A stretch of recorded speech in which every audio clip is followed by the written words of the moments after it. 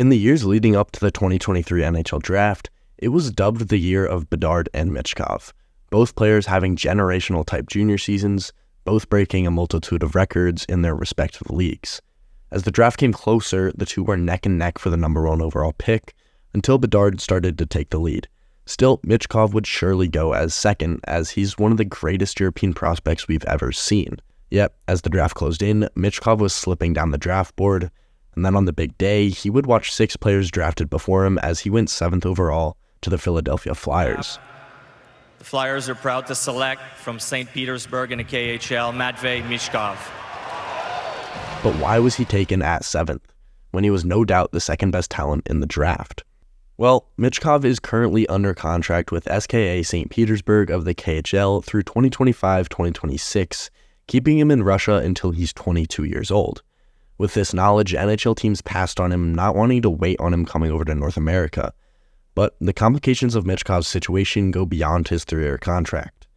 Russia's war with Ukraine stopped Michkov from playing in international tournaments this season and raised another uncertainty of whether he might be prevented from leaving Russia to play in the NHL, even after his KHL contract ends. But still, the Flyers took the chance. I remember watching the draft, just waiting for a team to take a chance on Michkov. I mean, he was widely regarded as the second best talent in the entire draft, and he was much closer in skill to Bedard than many people realized. Matvei Michkov, not Alexander Ovechkin or Pavel Bure, holds the title as the greatest pre-draft goal scorer in Russian hockey history. As far back as 2014, Michkov started drawing attention for his hockey talent by setting scoring records in his age category. He amassed an impressive 109 points in 26 games in the Russian U16 league, which is just ridiculous. Michkov's natural finishing skills dominated Russia's top junior league, the MHL, for 2 seasons.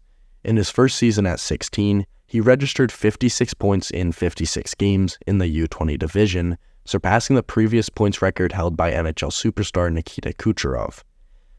He then finished his MHL career with 68 goals in just 84 regular season MHL games. Michkov has the highest goals per game average in Russian junior hockey history at a .81, even higher than the most recent Art Ross winner Nikita Kucherov. What's truly remarkable is that he achieved this milestone in the 2 years before his eligibility for the NHL draft. While he was playing in the MHL, he also played for Russia's U18 team at the World Championship, where he scored 12 goals and had 16 points in just 7 games, a higher total than Connor Bedard had that year. Then he transitioned to the VHL, which is the second-tier Russian league, where he netted 10 goals in 12 games while maintaining an average of nearly 6 shots per game. Then he finally moved up to the KHL, where he started with SKA St. Petersburg. Michkov's playing time with SKA was limited. In this past season, he appeared in only 1 game for a brief 6 minutes and 12 seconds after sitting out for 3 games. Then he was loaned from SKA to HK Sochi, a worse KHL team. Despite this change, Michkov showcased his talent, tallying an impressive 41 points with 19 goals and 22 assists in 47 games. These 41 points put him second all-time in points scored by a 19-year-old in the KHL, just 1 point shy of Kaprizov's 42 points in 2016-2017. Not only was he up there with Kaprizov, he posted better KHL numbers last season than Kuznetsov, Buchnevich, Panarin, and Tarasenko all did at the same age.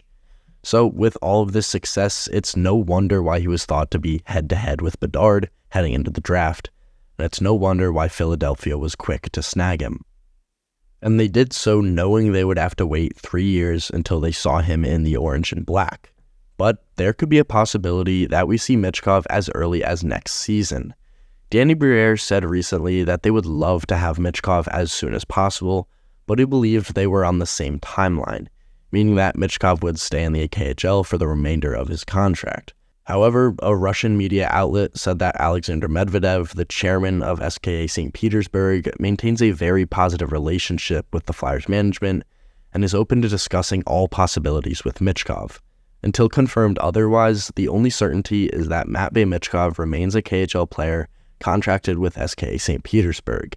The Flyers can't compel him to come to the NHL, nor can they directly negotiate his contract. Really, their only option is to offer Michkov an entry-level NHL deal, which has a maximum duration of 3 years and a salary limit of $950,000 per year.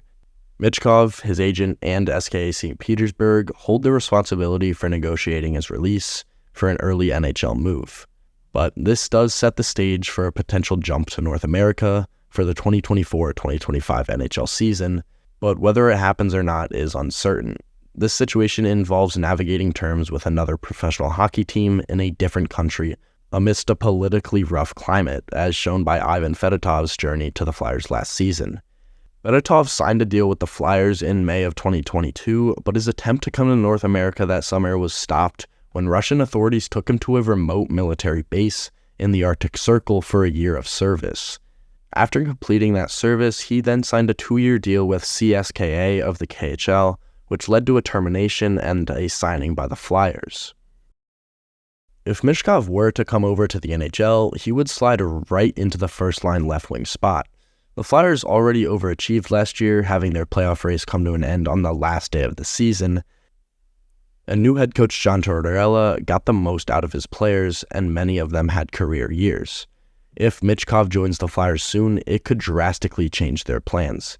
The team lacks a clear top-line center, and despite the talents of Sean Couturier and Morgan Frost, there isn't a player of that caliber currently on the roster. Michkov, even at 19 years old, is a highly skilled winger with a knack for scoring goals, drawing comparisons to NHL stars like Alex Ovechkin and Artemi Panarin. While he has the ability to create scoring opportunities on his own, the Flyers will need an elite playmaking center to complement his talents and feed him the puck. Finding such a center, though, won't be so easy. Many of the notable centers available in the upcoming UFA market, such as Elias Lindholm, Matt Duchene, and possibly Steven Stamkos, are older and may not fit the Flyers' long-term rebuilding plans. Trades could present opportunities, but they likely come with a significant cost. Aside from those players, there's been speculation about players like Trevor Zegras of Anaheim and Martin Necas in Carolina, but acquiring them would require giving up valuable assets. Another plan could see the Flyers moving up in the draft to select promising prospects like Ivan Demidov. While these scenarios would come with a high cost, the Flyers have multiple high draft picks to work with. If they are confident in securing Matvei Michkov, they may need to consider bold moves, even if it means parting ways with players like Travis Konecny or Joel Farabee. Michkov's potential arrival, whether in the near future or further down the line, is poised to bring significant changes to the Flyers franchise, perhaps more than you may think. Even with all these records and the hype around Michkov, it's still his responsibility to prove himself in the NHL, and he'll still be a work in progress when he comes over to North America. However, upon his arrival, he has the potential to become a franchise centerpiece for the Philadelphia Flyers.